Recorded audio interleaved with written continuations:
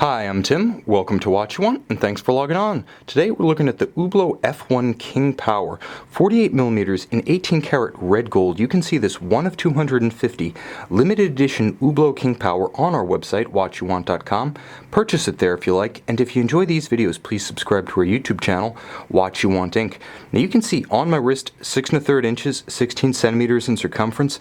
This watch looks like a golden engine block on my wrist. Make that a red gold engine block on my wrist. An imposing 48mm across the round of the case. It's 18mm thick with the look of a piece of architecture, almost a giant skyscraper rising up off my forearm. It also features an immense span of 59mm from extremity of lug to extremity of lug. I will say that the heft of the watch in 18 karat red gold is very impressive. This is a heavy timepiece, and even as I wear it on my wrist, it's reminding me that about 3 weeks ago, I pulled my shoulder out of the socket. Yeah, it's that kind of heavy. But it's also an ergonomic triumph, and I'll tell you why. My wrist being only 6 1/3 inches in circumference, there's no other watch of this size that I'd be able to wear securely, but with the Hublot King Power, it's not a problem. The watch features more or less a cushion profile, so barely taller than it is wide. It spreads its mass nicely, and you can see how outboard of the ends of the bezel, the case begins to jut and thrust down around the curvature of the wrist. Hublot, understanding that while you can make a bigger watch, you can't grow a bigger client, carefully engineers elements that allow this watch to work from an ergonomic standpoint on a smaller wrist.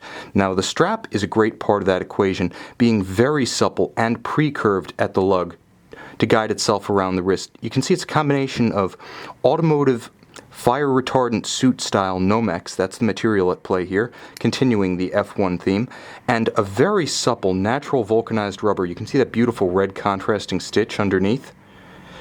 You can even see the F1 Signature Edition logo blazoned within. Now, it does feature a very high quality deployant clasp, and I'm going to show you that in detail. Twin trigger release. The swing arm is made of titanium, and the cover is made of Hublot's King Gold, red gold. Very intense. It's just a little bit redder, just a little bit darker, just a little bit closer to sort of a blood red or a merlot than conventional red gold.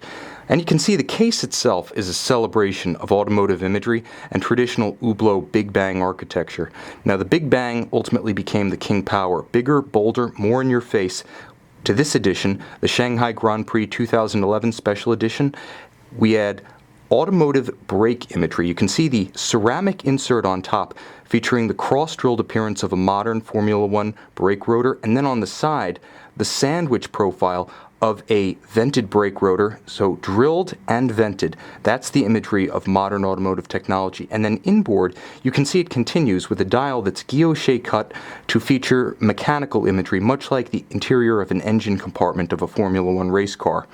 Now, the imagery continues on the pusher flank, where we have a cog style or differential gear style crown and pushers that resemble the switchgear of a dashboard within a Formula One car. Realistically, there is no dashboard. Everything these days is contained within the steering wheel. Likewise, the gauges of a modern Formula One car, whose calibrations and image are recreated on the subdials of this King Power.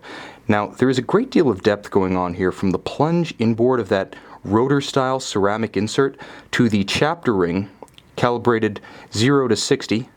You can see the applied red gold hour indices and the red gold hands at center as well as in the subdials.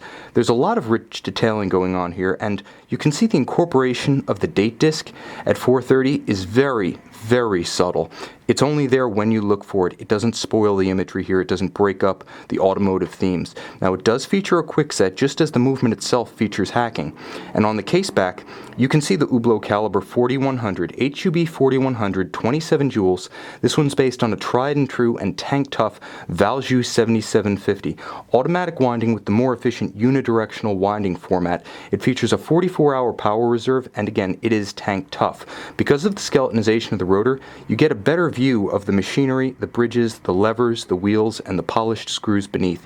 So you have mechanical imagery on the reverse side, as well as automotive mechanical imagery on the dial side. Now, this watch is a celebration of materials fusion. Since 1980, when the first Hublot debuted with a gold case and a rubber strap, creating a scandal at the time, Hublot has advanced the science of fusing exotic materials as well as base materials into unitary works of horological art. Now, you can see the 18-karat king gold, red gold. You can see the ceramic insert with the blackened titanium H-style Hublot bezel bolts. You can see the composite inserts on the flank, the fireproof fire suit style Nomex, as well as the natural rubber in traditional Hublot fashion.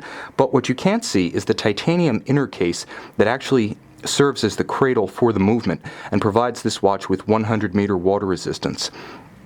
If you'd like to see more, if you'd like to take a test drive, this 2011 Shanghai Grand Prix limited edition of 250 pieces can be seen and purchased on our website, watchyouwant.com.